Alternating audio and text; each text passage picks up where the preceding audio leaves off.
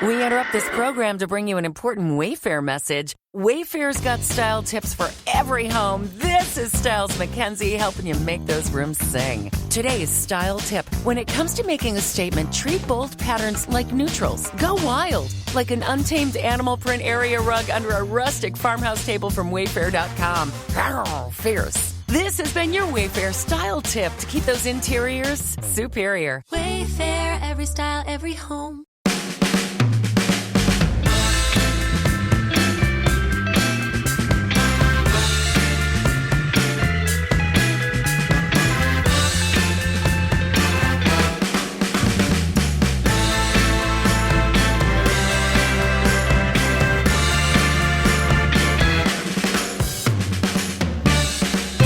For that.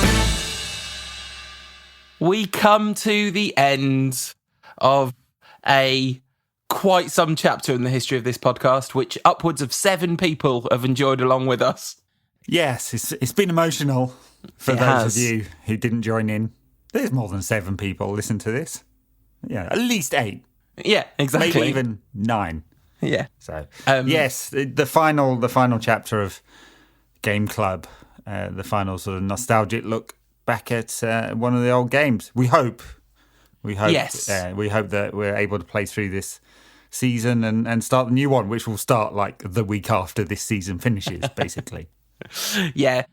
So we've got all our plans in place for June and the games, and we'll be able to cover them hopefully pretty sharpish after they take place for the most part, and we'll just be back to doing reviews of games and previews. So what we're going to do is we're going to do this show, which is about the 5-5 draw at West Bromwich Albion that marked the end of... Sorry, I've gone already. I've gone early. Marked the end of Alex Ferguson's reign. Yeah, marked the end of Alex Ferguson's reign in charge of Man United. And then we're going to do what we're going to do is we're going to pick the Game Club Best 11 which is not based on the players who have played for United over this period. That we've covered, because that's from 1968 to 2015. But it's like performances in the games that we've watched. That's what we're basing that on. And then we're going to do a kind of... So does George Best lose out to Jesper Blomqvist next week? I mean, George Best loses out on a number of different... I was very disappointed by watching George Best, I have to say. Sorry to our older listeners. I'm sure there would have been many other fine opportunities to watch him. He doesn't make my 11, spoiler warning. Nor does Jesper Blomqvist, who kind of makes my what the hell was Fergie thinking 11 of this era. We should do one of those as well, actually. So, this game, though, was... I mean, I'm sure everyone listening to this remembers the 5-5. Might not remember some of the detail of it, but we've all seen the defining image of Alex Ferguson bowing in thanks to the away support. Yes. How did you find watching this game, Ed? Well, I actually kind of enjoyed it, really. I mean, apart from the hapless defending in the second half, of which there was much, and even more hapless goalkeeping. It was interesting to see Fergie's final ever team, and of course he brought on some of the old stalwarts, Scholes, Giggs and Ferdinand came on just to see it out. I wasn't at this game. Did you go to this game? No, I went and walked around the stadium, bought some programs and stuff in the morning, and just kind of looking around if anyone had tickets. But obviously, no. Yeah, I still have a program. I couldn't. Did you or? Yeah, I think you sent me a program. Yeah, I think so. Yeah, I thought someone else did, but maybe I've got 2. Yeah, we've had this conversation so before, many times. Yeah. I bought like 5 or something. Yeah, I mean, of course, if you're a decent friend, you'd have got it signed by Fergie, but you didn't. Yeah, sorry about that. Shocking. Yes, no, it was really interesting to look back, and all the anger, disappointment about what's happened since kind of comes flooding back. You're like, just give us one more season, maybe 2. But sadly, it wasn't to be. And it's a shame he couldn't bow out at Old Trafford, but of course the week before he was able to proclaim Phil Jones the greatest ever Manchester United player. No, that was this game. It was this game that after that he said he's going to be United's greatest ever player. I'm pretty sure it was after this one, because he puts in one good tackle in this game. Jones does. Yes, the kind of tackle that get you a couple of red cards these days with VAR. There's something about the spectacle of the penultimate game being at Old Trafford, and that was obviously like extremely emotional, extremely like heightened and stagey. Not that it shouldn't have been, but it was very performative. There's something really fitting about the goodbye to the away fans at a kind of scraggly old stadium with the fans right near the pitch in this kind of 2/3 of one end. And there's something almost purer about it. There's authentic is kind of feels like a weird buzzword to use, but it has a texture of authenticity to it, which it felt like a very, very real moment, that did. Well, yes, and of course those away fans were probably many of them had been alongside Fergie for most of his time at United. You know, it's a very loyal away support, of course. And so, yes, I don't know whether it's any more authentic than being at Old Trafford necessarily, but this is the core Manchester United support that you'd want to say goodbye to, of course. Yeah, I'm not talking about the supporters being more authentic. That not at all. I'm talking about the occasion kind of thing. Sure. Yeah, just there's no placards and guard of honor and music and pomp and circumstance. They didn't put anything on special, like like they would have done at Old Trafford. What wasn't authentic, of course, was the team, which is not exactly an authentic Fergie best 11. Is it? I mean, there's some decent players in here, some very decent players, but a few that he gave, an end of season sort of, appearance to. Yes, and that was definitely reflected in the scoreline in the form of the goalkeeper, Anders Lindegaard. Oh my goodness. Remember when there were many people arguing on Twitter that he should be Manchester United's number one? Because this is his 10th appearance in the Premier League in this season, so David De Gea's second season at the club, and still he was fighting for a place against this trash. Yeah, I mean, this was also the season where that ended forever. There was no more Anders Lindegaard battling for places after this, was there? It was David De Gea's position once, but it's weird that was right up until the end. Fergie never decided. It was in fact David Moyes that decided. Valencia at right back. Thank you, David Moyes. Yeah, cheers, mate. Valencia at right back, the very early Valencia at right back outing. Yes, we only had to suffer 6 more seasons of that. Alex Bootner at left back. We didn't get to enjoy many more seasons of that. No, I mean, yeah, actually, he has a half decent game. I mean, he's taken off, isn't he? No, he's not. Is he? No. Tom Cleverley is. Evans and Cleverley go off. Yeah.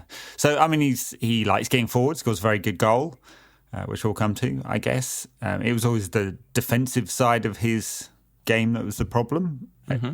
I don't think he's really at fault for any of the 5 West Brom goals. No, he's not.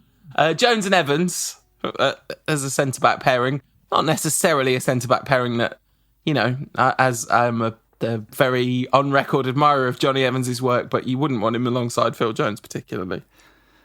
No, I mean, as we spoke about last week, Evans has matured over the last 7 years.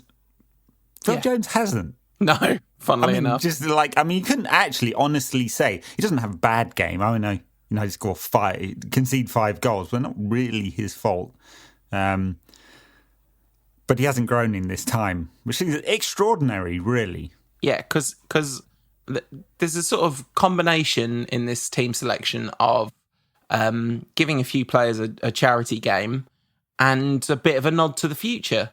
Because I think he played Kagawa at 10. I think that was quite a forward-looking move because it just didn't happen very often that season. And I think it was a let's see what this might look like kind of thing. So he played. It's a weird formation. Who Scored have got it as a 4-2-3-1 with Anderson and Carrick holding, Cleverley on the left, Kagawa in the middle, and it's a diamond basically, isn't it? They've got Kagawa on the right, Hernandez behind RVP, which I think is a very weird description of what happens. But yeah, so it is a diamond, absolutely. They're doing a very nice thing with the Bundesliga coverage at the moment, which is in-game average position. They do this weird arrows thing, which is wrong, which is supposed to be telling you where they would look like on a normal formation map, but the arrow doesn't help. It doesn't help at all. But anyway, so in-game formation, I suspect if you look at the heat map on this one, which I assume I haven't looked at it, I assume Who Scored has, you'd see it looks much more like a diamond with Carrick holding and Anderson getting forward alongside Cleverly a fair bit, and Kagawa trying to pull the strings. I mean, it's Shinji all over this one, isn't it? Some lovely touches, and then a lot of just not being influential enough on the game at all for a number 10.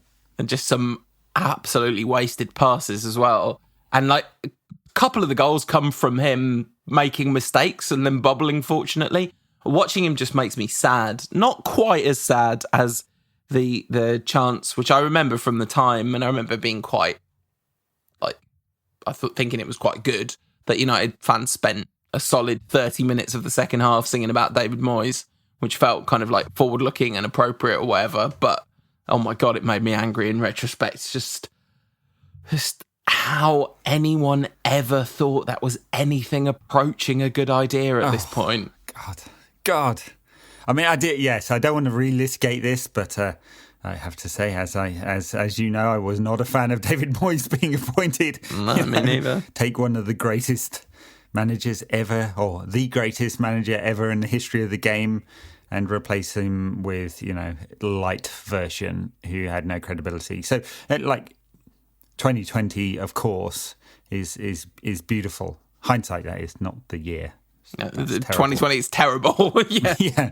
And of course, it completely collapsed around David Moyes after this. Of course it did.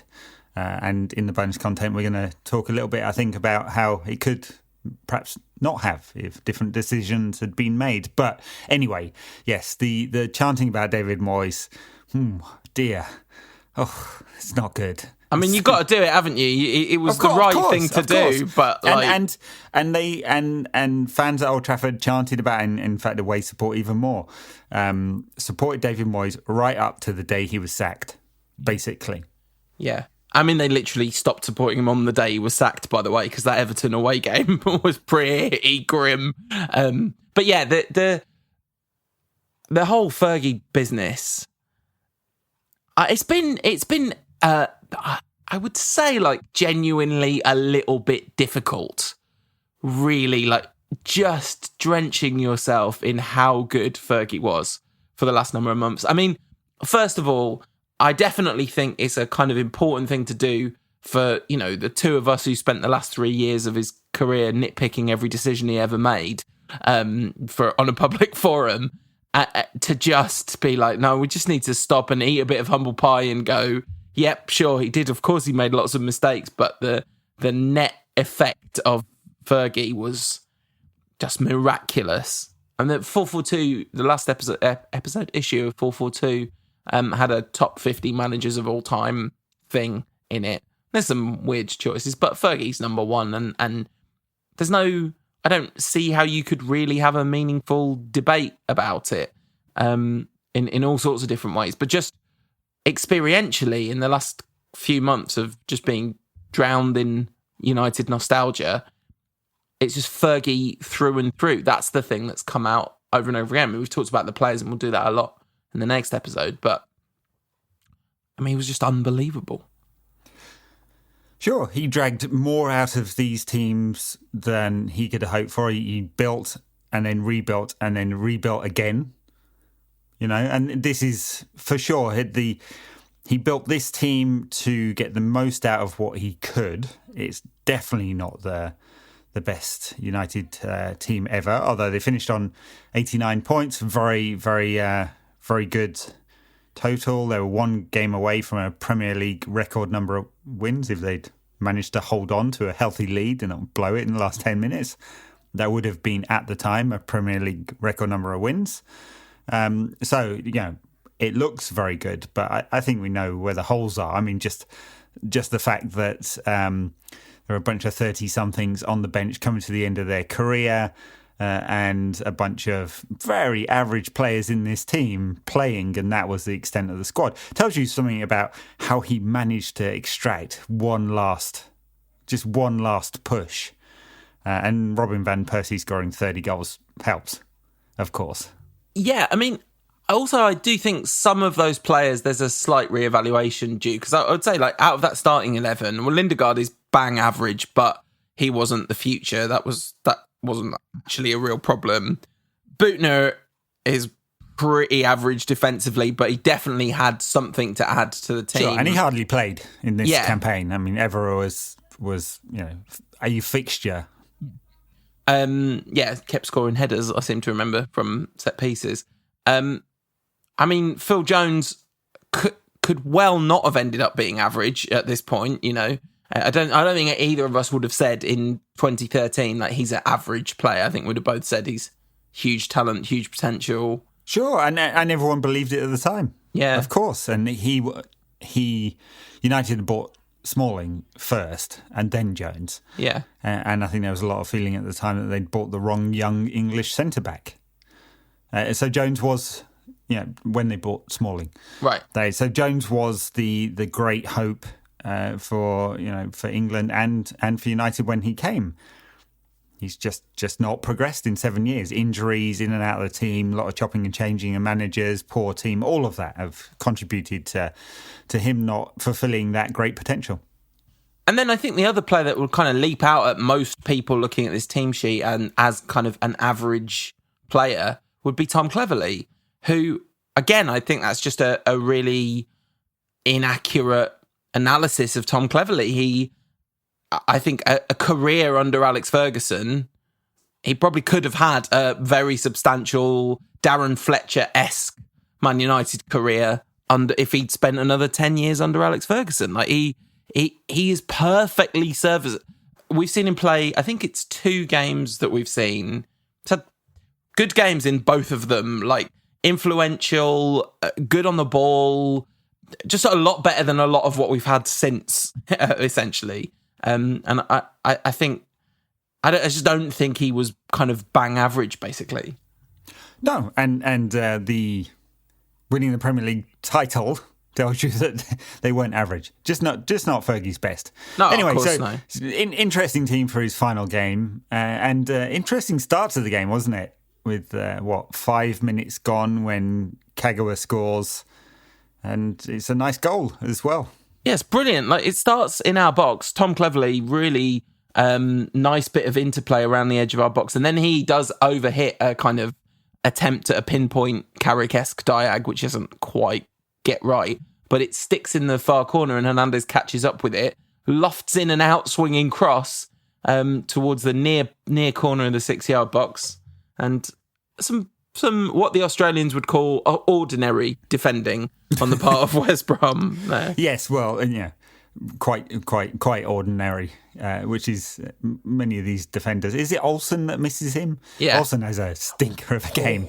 Own goal coming up next, and then one of the worst misses in the history of football later in the game. The essentially, like, I thought that I had seen the worst defensive performance in a game that West Brom featured. Well, West Brom versus Man United. But it turns out Gary Neville might be off the hook. And Olsen might just have had a worse game than Gary Neville had in his retirement game. Yeah, Gary Neville, who famously retired at half-time. If you're listening, Gaz, you made the right decision. Anyway, really nice goal, end-to-end. Lovely cross, and who knew Shinji Kagawa could come up with a towering header? Then he kind of drives towards the box. A couple of minutes later, Kagawa's driving towards the box.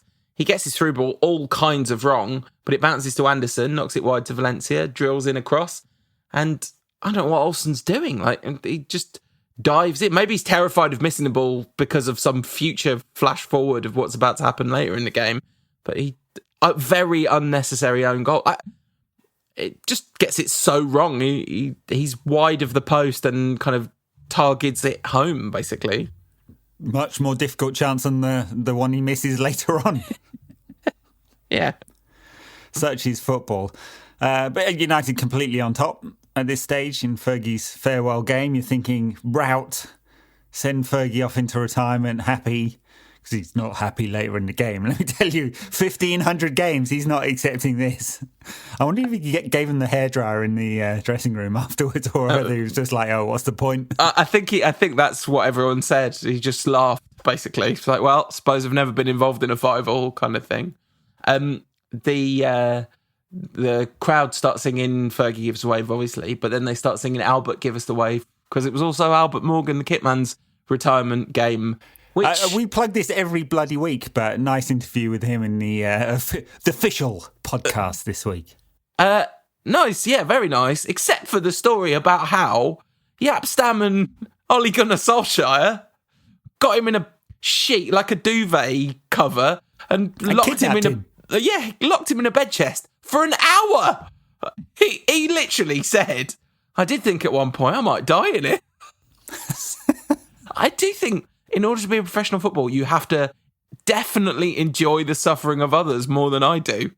Because it seems that Albert the Kitman was on the end of many of these jokes. Yeah.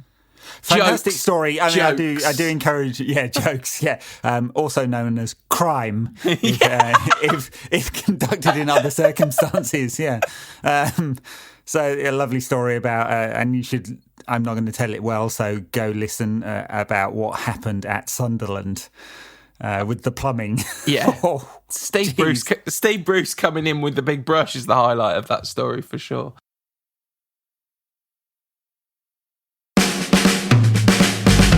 If you want more from the show in between shows, check us out on the socials. We are NQAT Pod on Instagram, Ed's at NQAT Pod on Twitter, and we are under our real names on Facebook at No Question About That. So someone feeds Hernandez, who flicks it to Cleverly for the third goal. It's a perfectly weighted, gentle little side foot through ball from Cleverly into Alex Butner's path, and a great finish. Butner and Cleverly, very difficult to tell who's who from a distance. Beavis and Butthead, they both had the haircut, don't they? So, Butner puts the hammer down. He could really strike a ball, couldn't he? And it's as sweet as anything into the corner. And Butner won, Gerrard 0, chants ring out around the ground. Sweet. Still funny. There's quite a few players of which that is true as well. Now, tell me, how does a Alex Ferguson team be 3-0 up in half an hour and not win a game? Well, by defending like they did for West Brom's first goal. Somehow Dorrans is on the ball on the right flank and he's one-on-one with Johnny Evans, but he has a man overlapping, so Evans is basically caught in a 2-on-1. There's a little quickly darted in cross, and James Morrison has easily enough space to fight home. I mean, it's a good cross and a good finish, but it's much, much, much too easy. And we did have serious defensive problems that season, but some defensive talent too. There's an absolutely amazing tackle from Johnny Evans a couple of minutes later when Phil Jones gets absolutely murked by a West Brom player. Last-ditch tackle, beautifully timed. Yeah. And then look, he's a good player. Good player, Johnny Evans. Then he's become better mainly since you stopped praising him every week. I don't know whether there's there's definitely a correlation between these two things. Causation? Well, maybe. Maybe so. I certainly a player that I wanted to be able to praise every week, but was often not able to. Romelu Lukaku. It's a good finish. Well, it's a back pass. Yeah, he gets the ball on target well. Yeah. Lindegaard. I mean, this is schoolboy bad from Lindegaard. Yeah. So just after half time, Lukaku's come on. I guess is he a permanent West Brom player at this point, or he's on loan? He was always on loan, wasn't he? Yeah, I don't think he was ever a permanent West Brom player. Yeah, and it's on his swinger as well. It's his right foot, and he doesn't hit it. He hits it cleanly, but not particularly powerfully. And there's no way Lindegaard should let this go through his dive at all, but he does. And he gets a hand to it. And, they sometimes say, like, it makes it look worse if a goalkeeper gets a hand to it, and you can sometimes give him unfair criticism. I do not believe this to be one of those occasions. To me, this looked just... Got to have a stronger... Weak-wristed. Just, yeah. Really bad. But so what's that at this stage? I've lost count. 3-2. 3-2. Which, again, in the kind of Mandela effect thing that has this whole game club has been, none of these games are like I remembered them. If you told me, I would have said maybe United were like 4-0 up at half-time and it got back to 5-5. But no, we were 3-2 just after half-time. By the way, we didn't even talk about Chicharito's 2 fantastic chances in the first half. He has another one in the second half. I mean, he scores in the second half, has another one. He could have had 6 goals in this game. Yeah. But two great. He should have scored both of them in the first half, and that would have been 5-0 at half-time, which you imagine would have done it. Well, you imagine it, but I'm not sure if Anders Lindegaard's going to let them in. Anything's possible, really. Anderson then drives forward from midfield, finds Chicharito, rolls it out to the right flank. Valencia passes in a low cross and just luxuriate in the moment for a minute as Robin van Persie lets the ball go across him and blasts it into the roof of the net with his right foot. With the swinger, yeah. With his left foot, sorry. Was it? Yeah, no, he lets it go across him. He doesn't swing it with his right. Yeah. And he uses his left foot. And it's a thing of absolute beauty. Robin van Persie, such a brilliant all-round forward, but also a phenomenally good, just straight-up striker. Yes, he had I don't know whether you saw the post-match interview with him, rather rueful smile on his face. Of course, that would turn to sickening anger as he realised he'd had to play under David Moyes. Oh, God, it's so annoying. It's so annoying. That's like, I did this thing of like, all United's post-Alex Ferguson managers as different stages of grief. And like, David Moyes is like just shock and disbelief. You can't register it. You can't believe this is really happening. And I still, all these years later, just this violent anger when they started singing the David Moyes song. It's like, who thought this was a good idea? Anyway. Fergie, who we've been lionising for a good half hour of this podcast. Yeah, absolutely. It's a really lovely passing move for United's fifth. Fifth. Yeah, with a no-look pass from Kagawa to down the left. Yeah, so I think Kagawa's off by this point. Is he off? By this point? I think maybe that was for one of the. Maybe that was for Van Persie's goal. Yeah, that's right. This has got Giggs is on by this point, and he's like very involved in this move. He's kind of silkily weaves his way, passing and moving until he's got the ball on the left wing. Carrick's excellent in the move as well. Giggs clips in across. Olsen, before Hernandez gets the ball, Olsen it's just a terrible, truly terrible miss of the ball. And Hernandez gambles and taps home, and United are 5-2 up and cruising. So we think Olsen's directly responsible for 2 goals, scores an own goal, and at the other end misses from a yard out with a fully open goal. I mean, that has got to be genuinely one of the single worst performances of all time. Two assists, essentially, and 1 own goal. 2 own assists and 1 own goal. And missing, maybe it's a match-fixing situation. I mean, it's not, of course. I'm just saying that for humour. Talking of match-fixing, Fergie decides to bring Paul Scholes on, and it doesn't go well. It was very nice, and he's given a lovely ovation by, of course, a rapturous response by the United faithful, but a very nice, polite round of applause from the West Brom fans. Yes. And what was the book on when he'd get the yellow card? Well, he should have got it within 30 seconds of coming on, because his first tackle is an outrage, and he definitely did it on purpose both times. And the commentators, typical Scholes, and he's just... The biggest lie the devil ever told was convincing people he didn't exist, right? Paul Scholes is pretending he wasn't good at tackling so he could extract violence is a 20-year performance art piece. Whereas Nicky Butt was very honest about his desire to inflict violence on his opponents. Yeah. Yeah. Yes, that's been another hallmark of these nostalgic pods, just how many people Nicky Butt loved to kick. He really did. And so did Scholes. I mean, Scholes looks exhausted and miles off the pace. And there's also a moment where Hernandez had another really good chance and probably could have made it 6 at that point. But instead, because Scholes is there, he tries to lay it off to Scholes. And he doesn't, which is a shame because everyone, including most of the West Brom players, probably wanted Scholes to score at that point. Butner hits the bar with a cross. Valencia has a shot on the rebound, which Butner has to stop going out for a throw-in. There are so many chances. I mean, United could have scored 10 in this game. Great chance. It was just so open. Yeah. So it's a hilariously ridiculous game of football, but it becomes like a testimonial once Scholes comes on, and it costs United dearly. The focus completely goes. Yeah. I mean, yeah, it's just sort of old men strolling about the gaff, really, isn't it? Yes. Old men who perhaps had a season too long. So a couple of them have an extra season on top of this. But, yeah. We don't begrudge them, though. No. And it's just weird last 10 minutes, isn't it? Malumbu scores.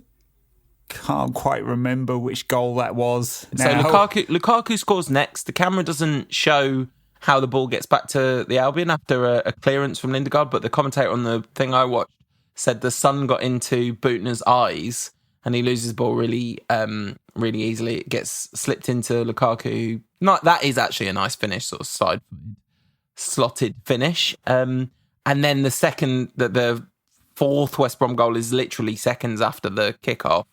Absolutely shocking lack of organisation in midfield and defence. Yes, they'd all switched off by that time.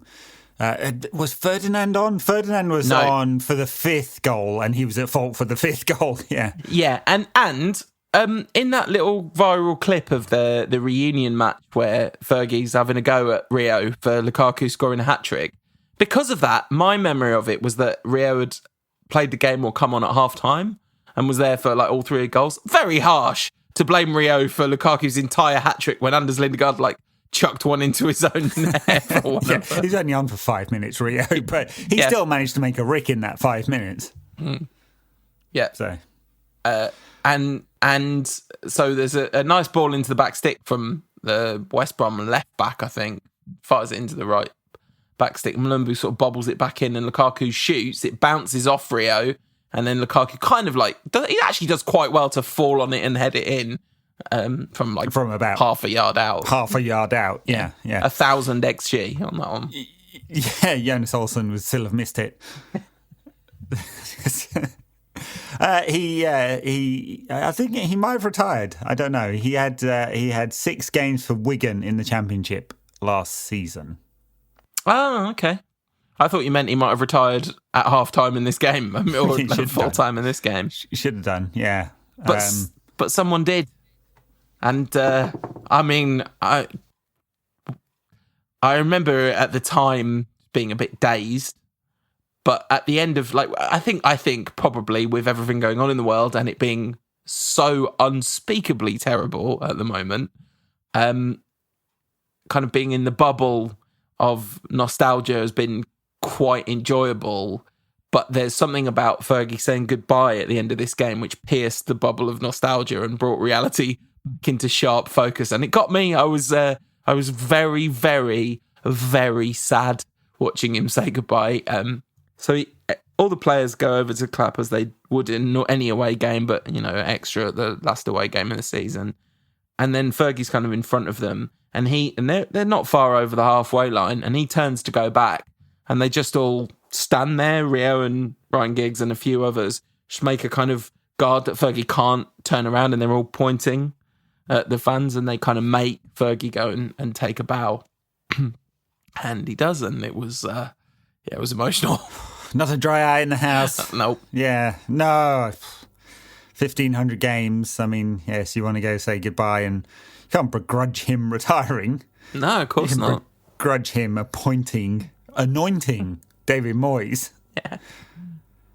In the face of absolutely, oh God, it's just one of the worst summers ever. United won the league. It should be a great summer. Yeah. But it went from professional, organised, some sense of what you're trying to achieve. You know, even if there are some ringers on the pitch, there's a sense of it. To there not being any sense at all, either in the dressing room, management, because none of the players knew where they were or what was happening next. Management, or most importantly, upstairs. It's just title winner to absolute collapse of the empire almost overnight. Absolutely. And loads of talk like, oh, are we going to do a Liverpool? Is it all going to fall apart? Is it going to be like after Busby left? No.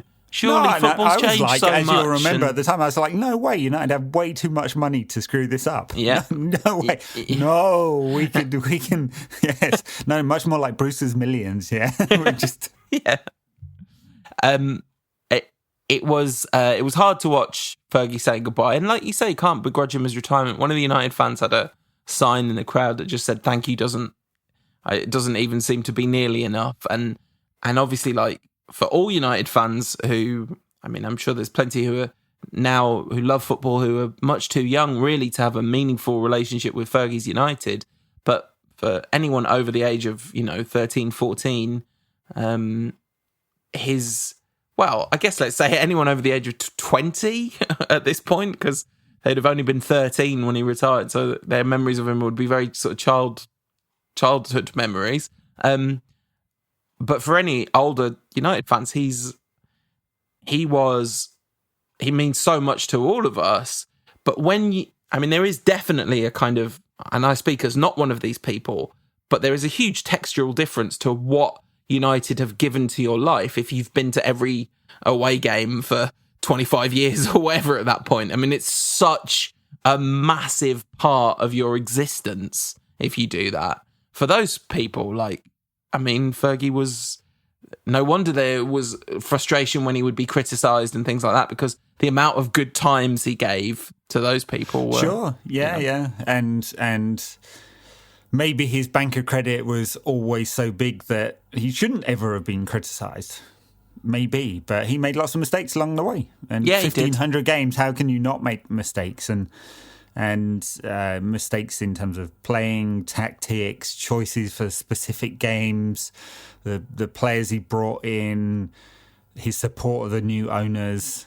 We've just gone past 15 years of the Glazers, and he was instrumental both in the build-up to the new ownership, as we know, with the fight with Coolmore over the horse spunk, and then deciding afterwards that he was going to support the new owners, even though the Red Knights, as they were called, very richer supporters who kind of sort of clumped together, had asked him to consider stepping down. So there's many reasons to feel like some level of criticism towards Ferguson and some resentment that he didn't use his platform, which is massive.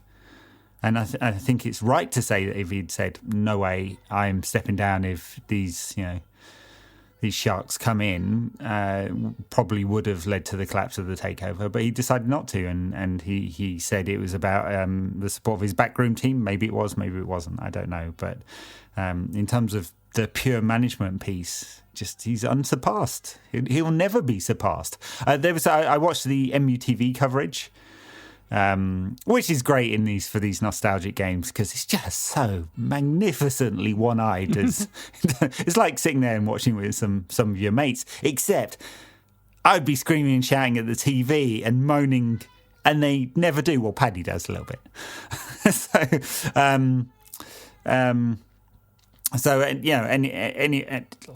They mentioned in commentary that it was his 49th trophy in 39 seasons as a manager, all the way back to his, because he started management really young, actually, because, he had to retire. Just, wow. Yes. That's insane. No, it is. It's absolutely staggering. And, I think the reason why he's peerless, because there are other people that have had kind of greater, probably like better teams. Well, I would say definitely better teams than maybe Fergie's. Best teams are not necessarily the the best two teams of all time, are they? And like periods of exceptional stuff, or have made a kind of long-lasting difference to the way football's been played, like a Rinus Michels or a Cruyff even. But no one has ever done the thing of building multiple dynasties over multiple eras, ever. There's never.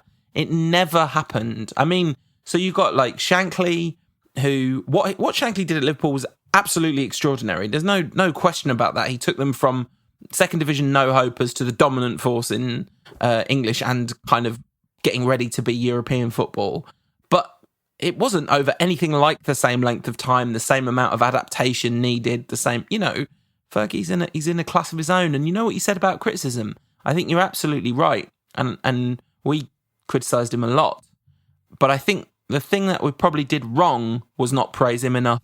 There's probably, not that we criticised him too much, it was that we didn't praise him enough for the things he did right. That was too taken for granted. Oh, for sure it's taken for granted, yeah. Of course it was, because like, even those of us, we're in our 40s, old enough to remember the bad times, you get so used to it. You get institutionalized to the success and then expect that, and that's the new bar. So, of course. And there are many people who didn't do that, and for them, any criticism of Fergie was verboten. It was, how could you? Yeah. Which I think the counter should always have been you can't give him enough praise. You can't. He is one of a kind, and his capacity to win. That team. I mean, they blew it at the end or whatever, but that very average team with an absolutely rubbish goalkeeper at the end of a season when they'd already won the league, when they were all, they'd all been celebrating for 2 weeks. They were all in emotional turmoil because Ferguson was leaving and David Moyes was coming and the future was super uncertain. And for most of that game, they still looked like a bunch of winners ready to win. It slightly slipped at the last 10 minutes as the David Moyes era began 10 minutes ahead of schedule, really. Well, that's right. They probably saw him coming in, Was he there? Ghost of Christmas Future. Oh. Yes, there'll never be another one like Fergie, and it may well be some time before United are back on top. Who knows how much of Fergie's spirit Ollie can channel? We don't know. I mean, we've seen quite a lot of Ollie, some good, quite a lot bad. We don't know if he can build a team, let alone multiple teams. We don't know if he can run a club, because he's still basically being asked to do that. United did not modernise, and we'll come on to this in the bonus content. Still essentially the same structure as when Fergie retired. Yeah. Or in fact, when Fergie got the job in 1986. Now, of course, a much better training ground, analytics, much larger coaching staff, way more money. But that just means you can blow more money, which United have done very successfully in the post-Fergie era. So, yeah, it's amazing. It's amazing. Two things. It's amazing that one man could effectively run a club of the size of United. And, of course, he was almost de facto like inspirational pre-match speaker plus microman manager plus director of football, and let his coaches do the coaching. So it's amazing one man could do that. It's amazing that United still feel that they can find another Fergie out there, because that's what we're seeking. But you'll never, across any of the big clubs ever again, get another manager like that. You'll get great managers, of course you will. But it'll never be in that structure, with one man having so much power and being able to wield it to such effect. Yeah, exactly. Because, power corrupts, right? And we see this in all kinds of leadership. And never mind football. How many really, really good leaders in any industry or any walk of life are there who've been doing it for 30 years? It's very rare that you could be that able to evolve and grow and change as you needed to with the times over that period of time. I mean, he's really quite an exceptional human being, leader. He's quite an exceptional leader in any field. So yeah, Fergie, good, turns out. Yeah, he was. Can I talk about a game from 1989 when he... No. So I was left feeling very grateful for having experienced Fergie's Man United from start to finish, basically. That was, and it's been nice to do that in kind of capsule form. I mean, we watched... Well, we watched one of his first games. Yeah. Fourth and fifth game, yeah. Spurs 3-0. Yeah. We watched one Sir Matt game. We watched one Louis van Gaal game. We didn't watch a Big Ron game in the end because we watched Tommy Docherty, the 1977 77 Cup final. But an awful lot of Fergie, as you would imagine, and I've thoroughly no Mourinho, funnily enough. No, and we never ever will. I've really enjoyed doing this. I've really enjoyed it. It's I feel like I've learnt from doing it. I think it's been a good sort of reflection as somebody that tries to analyse football and talk about football. It's been quite educational doing this in this way and rethinking some stuff and getting some extra context for some of the stuff we talk about now. Yeah, I hope we don't have to do this again. Yeah, I hope so too. Well, we don't have to do it again. We chose to do it, didn't we? We don't have to do it again. Yeah. So, Project Restart. Yeah. Restarts soon. 19th of June is United's first game. 12 days. At Spurs on Friday night. Yeah, probably 11 days as you're listening to this, less than 2 weeks away. So next week we're going to do a sort of best 11, as Paul said earlier, of all the players we've seen in this sort of nostalgia pod series, and then after that, so a week from today, we'll do a preview of the restart of the season. Mad, season preview in June. The LASK was United's last game. That feels like 1,000 years ago. I remember that felt 1,000 years ago. 2 weeks later, someone said it was only 2 weeks ago, that, and it just felt unbelievable. I mean, it's so... of course, Odion Ighalo signed up till January now. He scored that fantastic goal in that game, and it'll be a bit interesting whether he leaves in January. I guess he will. Yeah. So we'll see him. Most of the rules around the restart have been set. There will be 5 substitutes. Yeah. They haven't decided on how big the squads are, and they haven't decided what happens if it has to stop again. Yeah, I mean, that I would imagine you would have to consider as a very reasonable possibility given what's happening in this country at the moment. Exactly, given the very high rate of infections we still have and the rush to open again. You told me that United had played a practice match. 4-4. Yeah, I haven't seen any video of it. I don't think any's been released, but there were a few shots, and 4-4. Pogba scored. It's Team A versus Team B. I haven't actually seen all the teams. There were just a few bits and pieces coming out about it. Pogba scored 1, assisted 2, and Rashford got a hat-trick for Team A. So exciting. Bruno got 2 and 2 assists for Team B. Honestly, if this was an actual season preview, I would 100% be losing the run of myself right now. Well, we may well do in a week's time. We're probably not going to win the league. It seems unlikely. Mathematically, is it possible? Oh, it's a great question, actually. Yeah, no, it might literally not be possible, even if everyone above us lost every game. How many games are left? Do you know? 9. 9. 9. A couple of teams, so City, Arsenal, Sheffield United, and someone else. Aston Villa? Yeah, they've got 10, right? 10 games left. Yeah, everyone else has 9. So we've got 4.5, 5 weeks of football of 2 games a week, basically. Yeah. It's going to be very busy, and they're staggering all the kickoffs. They're trying to give something back to the broadcasters. BBC will have some games. Amazon will have some games. Sky and BT the rest. BBC got some cricket as well, because the test match is starting, well, in theory, the test match is starting on the 8th of July. I mean, we talk about Project Restart in the football, like cricket, you've got to fly people in from another country, and if I was a West Indian cricketer, I would be thinking, you want me to go to that country?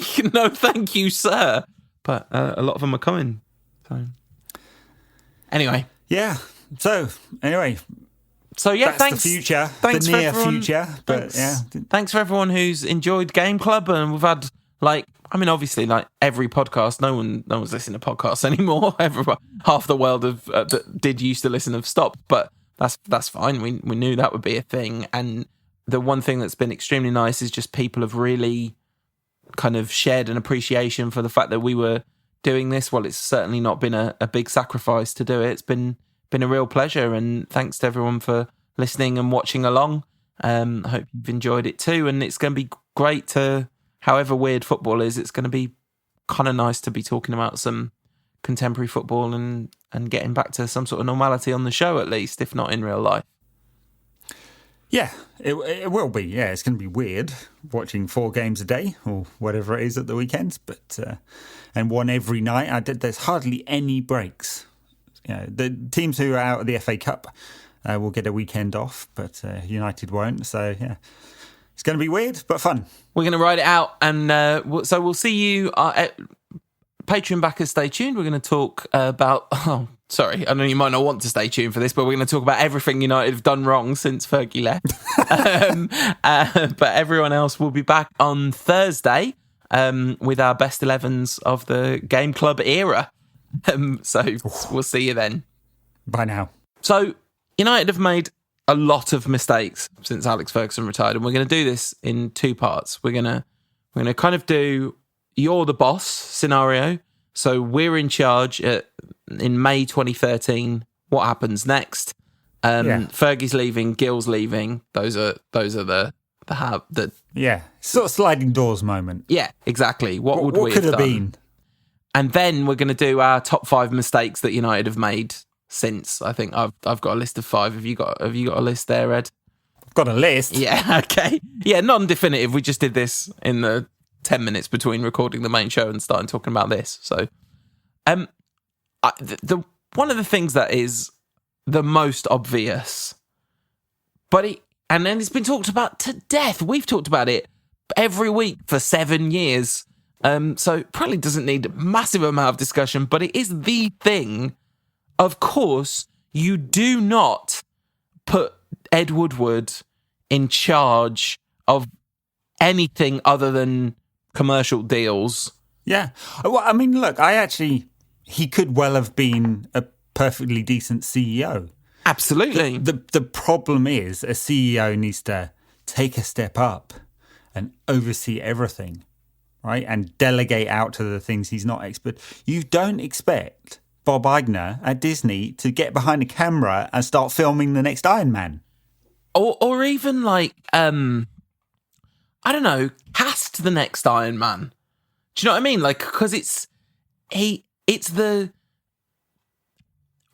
problem is you don't expect Bob Iger to be a line producer. You don't expect Bob Iger to be like, okay, I know what the best lights to get are and where to source them and those kind of things. The real, Woodward's complete inexperience in the transfer market meant that he spent most of the last 7 years being taken for an absolute mug by better run clubs. And swinging from one pole to another. So, and I suspect we'll get into some of this, but this is the sliding doors moment, right? That first summer was an cataclysmic disaster of chasing players all over the place. And quite clearly, Woodward, who was in charge of recruitment, he said since he claims he's not the person who makes the decisions, just the one signing the checks, but quite clearly was in charge there, oversaw United chasing players from all over Europe. Fabregas and Herrera at one stage and dozens and dozens of players United were putting bids in for, which we know now because it's all come out, and eventually signing Marouane Fellaini for £2.5 million more than his buyout fee.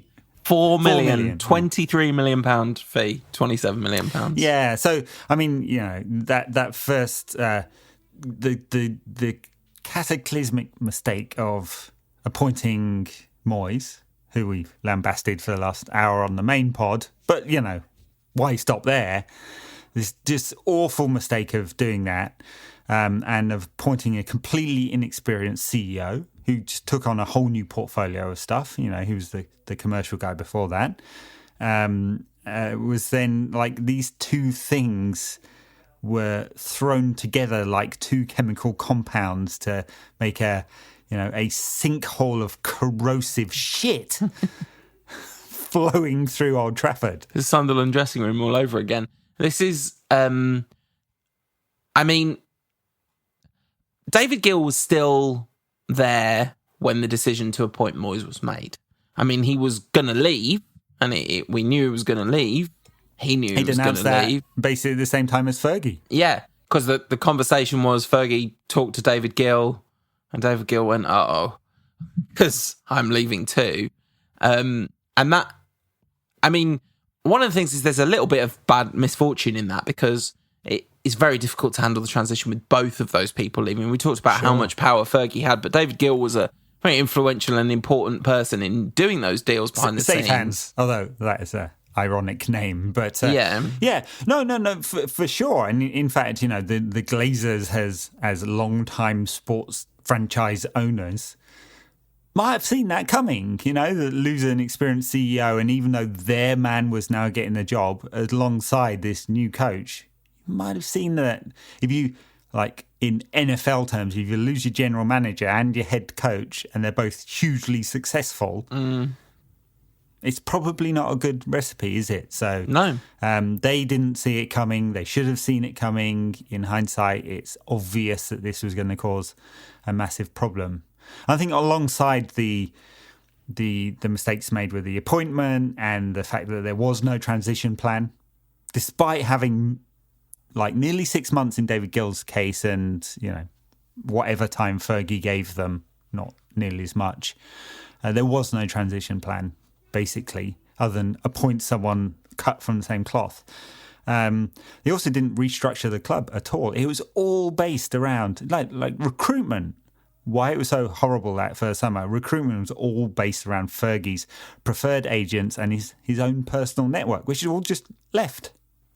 And this is a huge thing too, which actually I'm going to slightly break the structural rules that we set for ourselves 2 minutes ago, and say that the number 2 on my list of worst mistakes that United have made since Fergie left was they let all the backroom staff go with Fergie, and somebody should have insisted.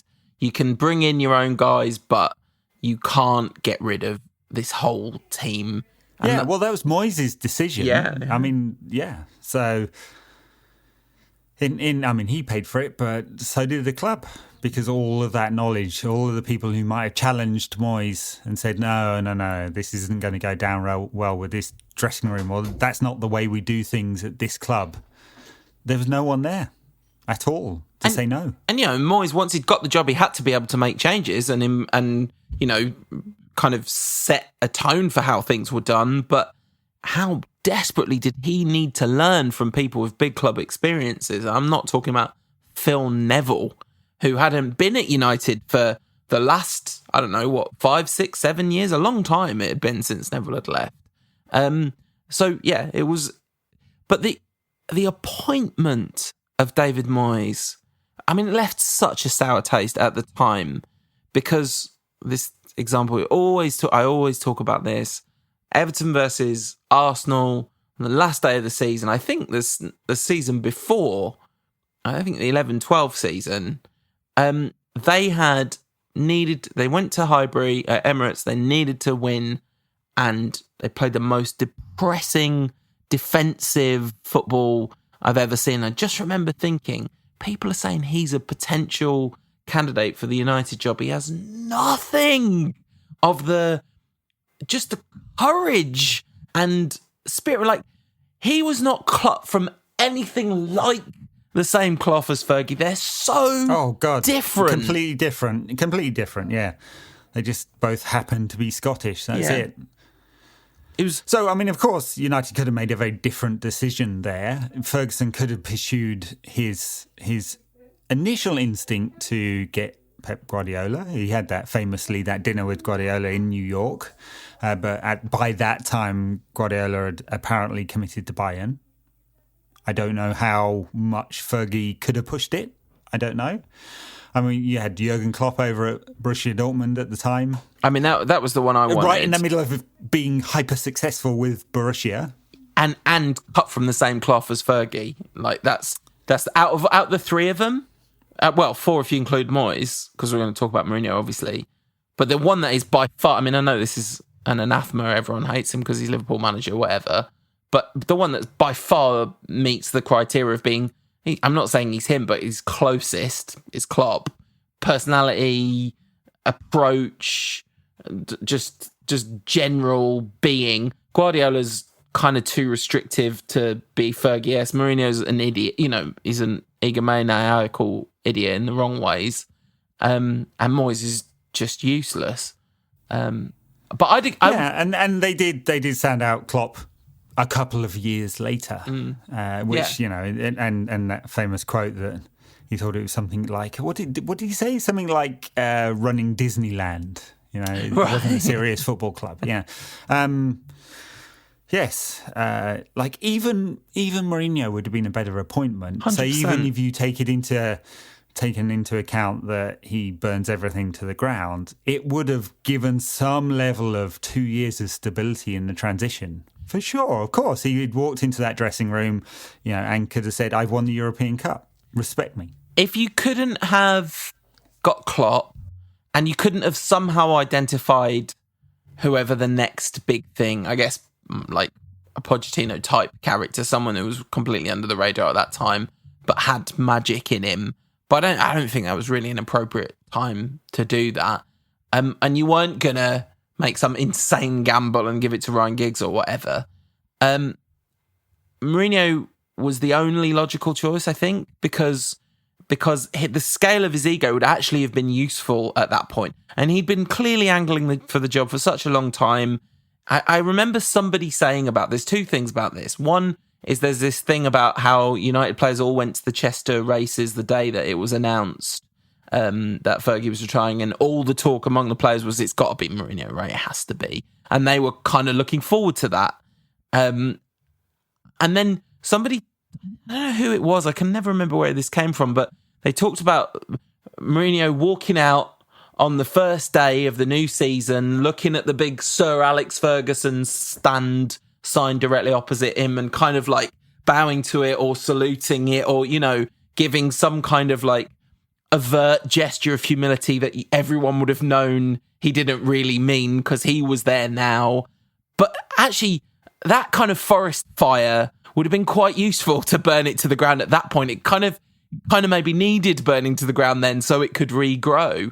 But yeah, I would have Klopp, Moyes, Klopp, Mourinho, Guardiola, and then 1,000 points lower, loads of people I've never heard of, lots of people, then David Moyes. Yeah, and look, alongside the awful appointment and the failure to restructure at the executive level, the failure to modernise the coaching side of things. So David Moyes came in and complained about this. Didn't have analytics, didn't have. He wanted his. This was more about transfers, but he wanted his iPads and his Finch Farm sort of like analysis, which actually was analysis paralysis in Moyes' case, because he wanted millions of reports on each of the players, but didn't modernise any of that. I've done lots of work since, and especially in the last 3 years. Still haven't appointed the person to oversee that, who is a director of football or a sporting director or whatever you want to call them, the person who looks after the transition of the squad, has a plan for every single player years out, which is the thing that Liverpool have so expertly executed. I hate to talk about them in nice terms, but it's the reason why they're 25 points ahead in the Premier League. The right choice of manager and the right structural structures in place at the club to succeed, and United didn't do that, didn't, and for all the sort of PR that the Glazers are experienced owners of a sporting institution and know how to handle it, They didn't. And they haven't. No, not even slightly. But that PR was obviously PR because the Bucks have been useless for however long it has been, right? They're not they're not a well-run franchise that the fans are super behind and love and think that that the owners really know what they're doing. I'm sure lots of Bucks owners would gladly take a different ownership model. Yeah. And a lot of our list of what's gone wrong after that initial period, because that was when the iceberg hit below the waterline, right? And the ship's been listing, but a lot of the decisions just made it worse. Yeah. But those were the key ones. Yeah. The manager, the structure, the failure to say, hey, this is an opportunity to change this manager's role, because every other club in Europe has done that. Then after that, you get all the mistakes. So the fact that United couldn't sign a decent player that summer, the fact that they've chased shiny players ever since and have given out huge contracts to players clearly on the downturn, or haven't deserved, that have stacked up problems now. They really have. If you look at United's books, it's all related to that. Yeah, absolutely. So let's go through our top fives. My number 5 on this list is not necessarily in order. There's a slight comedic edge to the order that I've put these in. But my number 5 is just Ashley Young and Antonio Valencia being fullbacks throughout this whole time. Now, they're kind of very highly maligned and criticised players, but I think they are absolutely symptomatic of two things. One, they are beneficiaries, like Smalling and Jones were for a long time, of managers changing and kind of deciding to give players a fresh chance over and over again. That wouldn't have happened. If they'd been a stable manager for that time, there's no way they both would have been there for as long as they were. But the second thing about it is this failure to modernise, because what is the biggest change in football in the last 10 years in terms of roles and importance of roles in every team in the world that's been good? It's been fullbacks. The idea of a fullback has completely transformed in the last 10 years, and United have been stuck with 2 aging rubbish wingers for most of that. Oh yeah. Look, it's a symptom, not the cause, of course. But yes, a very big, flashing red light that something has gone terribly wrong at the club when those two had 5 and 6 years post Fergie. It's extraordinary. At fullback, which is so important. That's why it's so high up on my list. It's not just because I haven't got Jones and Smalling on the list, which you could have, but that's almost less important than the failure to. It's less emblematic of the failure to modernise and just being left behind by football than the fact that fullback was a weak spot. So I want to talk about managers. I think it's obvious to go this manager or that manager, and we obviously just talked about how terrible David Moyes' appointment was. So we could go through them all. But I think it's a symbol of the club having no clue what it wants. They've swung from managerial style to managerial style. None of them have been the same. So just what does this club stand for? It's great having in the marketing whatever the United way is and something about history or whatever. But Moyes was 20 years in the past. Louis van Gaal was 15 years since he was good, basically. Well. So this kind of hyper control of the ball and possession and all of that. Mourinho, the complete antithesis of that, doesn't want possession. Thinks all that discussion is ridiculous. And Ollie, who's basically only got the job because no one else would take it, and did well for 9 games or whatever it was. And so, I just think it's of course, clubs always make managerial bricks all the time, and they don't all work out. But the better clubs have a sense of what they want. Either they have such a structure around the transition, so the very strong sporting director, and they just plug a coach in, which Madrid tend to do. They've now got a problem now because the coach they plugged in has been too successful. He's one of the most famous people in the history of football as well. Yeah, so that's causing some tension, as you can imagine. Or you have or you have such a sense of what you want and how you want to achieve it that the fit is obvious with the manager, and United just haven't done that. And for me, like the absolute nadir of managerial decisions. I mean, the Moyes one is ridiculous. That's the worst. That's the single worst one because he's replacing Fergie. But the worst one out of the post Moyes was definitely the appointment of Jose Mourinho, who was, I mean, I kind of allowed myself to believe that coming to United would reinvigorate him.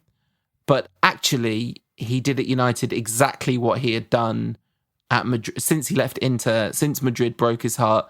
He destroyed that Chelsea. I mean, really, if you have a forensic look at what he did in his time at Chelsea, there is no way he shouldn't be allowed to be in a job where he's in charge of people, let alone a job, let alone a suitable candidate for a club with an alleged ethos around attacking football and youth football, because he's so toxic, so destructive. I mean, the Dr. Canero stuff is disgusting. It's disgusting what he did. But so was his treatment of individual players. And the last thing that the crop of players that United had at that time needed was Mourinho. I mean, even like the signing of Paul Pogba, just giving Pogba to a manager that was destined to hate him. You know, yes, I know. Just doesn't feel like a very good fit, no, does it? No, yeah, no. It was awful. I mean, you know, I made the argument for why he would have been a better choice in the post-Fergie era, because that ego would have given United some breathing room. Yeah. You still have to make all the other decisions that we've talked about absolutely, to get the club going in the right direction. And of course, the fact that United don't have a sporting director, Mourinho wanted one. Like, the talk that he didn't want one was always nonsense. He wanted one. He understood. You know, he wants the right ingredients. Also wanted to, drive a wedge between him and Ed Woodward, so he could have someone else to work with. But to do it 3 years later, and know what you were getting and expect that to, suddenly miraculously put you on the right path, it just doesn't make any sense. It's bonkers, and it's just such a symptom of the people who are in charge, who, of course, they're not in charge. They're only doing their little bit of the world. But yeah. So, anyway. Ken Early said it's a decision that you would only make if you don't know anything about football. He said that. Or you hate yourself. He said that to Gary Neville. Gary Neville was furious that was the allegation. What, you appoint Jose Mourinho, don't know anything about football? It's like, no, that's the appointment that someone who doesn't know anything about football but just thinks they do would make. All right, so that's on my list. It was Jose, but you're right. The swinging of managers is clearly actually the biggest problems. I mean, because the director of football isn't on these lists because that's the single biggest problem, and the swinging of managers is probably the second biggest. The next thing I've got on my list, though, which I'm going to guess is on yours somewhere, if we're talking about specific mistakes, just mortgaging the future to Wayne Rooney in 2014 was a catastrophic error that had a really serious knock-on effect in terms of the wage structure at the club, and just in terms of making him basically undroppable throughout the Van Gaal era, when he just gone. Fergie tried to get rid of him. He was gone. We're playing with half a player, less for a substantial amount of time. Look, I think through our Game Club episodes, we've been pretty effusive in praise of Wayne Rooney. Oh yeah. So now we can shit on him a little bit. Hey, yes. Back to agenda. No, I mean, look, 100% agree with that. It's United did the thing they needed to do in 2010 and get him signed up when he was questioning the club's ambition. Structure, future, direction, whatever. But yes, this was an awful mistake to put him on massive wages for a very, very long time, and to make him, as you say, undroppable. Such a significant part of the club going forward when he was clearly on the downswing. Yeah. Yeah. But look, United have repeated that mistake with quite a lot of players since. New contracts for different levels, of course. Smalling, Jones, before this, Young, Valencia, a whole bunch of players. Now David De Gea. We'll see whether he comes back refreshed with his massive beard. One matter, but it feels like he might do, might not. He's not at peak David De Gea this season. He's been better, but not at peak, and he's made some clear mistakes. But just repeatedly doing this, and I think again it's obvious, but you have proper squad management and a proper plan. This doesn't happen, does it? You have a more honest conversation, which doesn't feel like you're desperate all the time. Yeah. And I remember at the time our analysis being they probably had to do this because of the mess they'd dug for themselves. But I think that was probably ultimately underestimating the speed of decline that was coming from Rooney. Because if we'd known what was actually going to happen, been more adamant that this is insane. I mean, at the time, it would have felt like such a catastrophe to lose him to Chelsea in the same season that Fergie left, which is what would have happened. But in the end, he'd just been lumbering Chelsea with a problem. He'd have scored 15 goals, maybe once, maybe twice. But, he would have been someone else's problem. What else have you got on your list? So I think it's the expensive, shiny signings. So, I mean, the peak of these is Di Maria, who didn't want to come to the club. Some basic analysis would say this was a disaster waiting to happen. And Alexis Sanchez, who I'm quite sure that there was a book of data at Arsenal that said this guy was shot. Number one on my list just says Sanchez, in the number one spot. That's the worst one. Di Maria... We are still paying him ridiculous pre-COVID money. I mean, there's not a chance that there's any club in Europe going to take him. He will be back. I mean, I guess is he coming back? Is he staying in Italy for the remainder of the season? Oh, no idea. His contract is up at the end of June, so who knows? I don't know, but he will be back with us for the next season, which will start in August or September or whatever. So because no one will be able to afford him. Di Maria, I don't think is in the same category of mistake because, I was extremely excited about the signing of Di Maria, and I do think if Van Gaal hadn't taken a huge dislike to him, that could have ended very differently. I don't think that was just he never wanted to be at United and he's a terrible snake in the grass and all that stuff. I'm not even really saying that, but it's part of Fergie's due diligence was always into the man as well as the player, wasn't it? Yeah, and it feels like in this case United didn't do that very well. But they didn't really lose anything from the Di Maria deal, did they? They lost £9 million. Yeah, whatever, which was amortised, so they literally didn't lose anything in accounting terms. But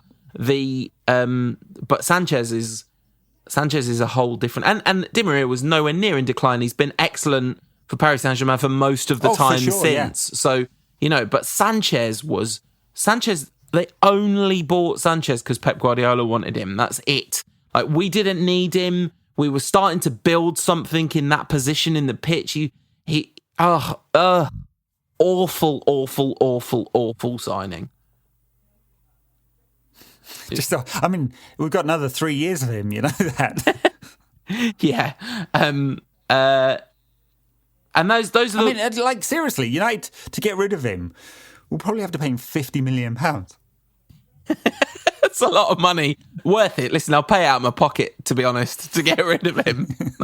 No, I'll do it. Okay, good. Okay. Yeah, so my top five was Young and Valencia's fullbacks, mortgaging the future to Rooney, hiring Jose when he was a busted flush, allowing the backroom staff to leave with Fergie, as I mentioned earlier, and then just number one, Sanchez. I once did an article during the Moyes era, 50 mistakes that David Moyes has made. I remember that because I did 24 for Bleacher Report, and you were like, right, I'm doubling it. Senior 24, I'm raising you. Yeah. So and I think there's one more mistake that's been made, and it's just recently. So despite all the promises of seeking out a technical director, a director of football, sounding out Nicky Butt and Rio Ferdinand and Santa and his elves or whoever it is, that they've actually consolidated power amongst the people who've made all these mistakes. Yes. Right? So they've now decided that they are now successful in the transfer market, based on, I think, the 8 games that Bruno has played for United, and he has been successful. Not having to go at Bruno, but that's not much of a sample size. And Wan-Bissaka's season. Bruno, right? If Bruno turns out to be United's best ever attacking midfielder, it will still be... Luck. They didn't want him last summer. Well, that's the point. Like, it's if it's a brilliant signing, they're even more idiots. Because what was the 6 months when we ended up, like, by the time he came, we were however many points it was off fourth that we would easily have might had. Be a Champions League spot and, nearly £100 million. That mistake was. So I think they've convinced themselves that those two signings, Wan-Bissaka and Bruno, are the have proven that they now know the market. They are masters of the market, and Ed Woodward and the analytics department and Ollie can do this. But it's a bigger job. It's the single most important thing in building teams is playing the market in the right way, understanding not only, and there's three parts to this. This is the right players, signing them at the right price, because everyone's got to juggle their budgets, even more so now. But also contracts, which players, when, and for how much, and which players to let go. Right? And Young and Valencia staying for years and years and years past their peak shows you that we don't know that yet. Yeah. And so we're storing up massive problems. You've mentioned this before, but like at the back end of last season, we did some transfer chat on Backers content, and I said I think we should sign Aaron Wan-Bissaka, and as you pointed out, like that's me very happily and proudly saying I don't watch that much football outside of Man United. I certainly haven't scoured the data. You don't need the best data in the game to tell you that Aaron Wan-Bissaka's the best young right back in the country, because it was very obvious. Well, certainly the best defensive-minded young right back in the country, the best available young right back in the country. Maguire, who is kind of held up as a good signing, and I think is a very good signing, really, but he's also absolute evidence of how bad we are at that stuff. Because, I mean, if this is all true, at the beginning of the summer, Leicester said 80 million, and then, Woodward went 40, 80, 50, 80, 60, 80. And we signed him for 80 eventually, when we could have signed him earlier, had him for pre-season, etc., etc., etc. And it took quite a long time to warm into the season as well. I mean, I think it's still going to be proven to be an extraordinarily huge fee for Maguire, who has certainly moved United's defensive position forward, but he's not the best defender in the world, which the fee says he is. Yeah, right, absolutely. Anyway, we've talked on this here bonus content for almost as long as the main show. Yeah, maybe we should just give this to the people for free this week. What do you reckon? Yeah, why not? All right. Okay, so thanks everybody. Thanks everybody, in fact, that means, for listening. And we'll be back with another Backers show on Sunday. So that'll be after the season preview show. And until then, in the meantime, please do all take really good care of yourselves, and we'll see you then. Bye.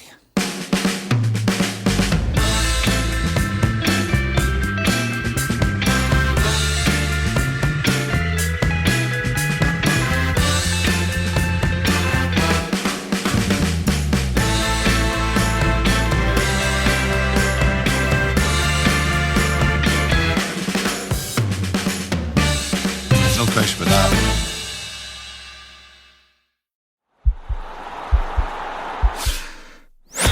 This podcast is part of the Sports Social Podcast Network.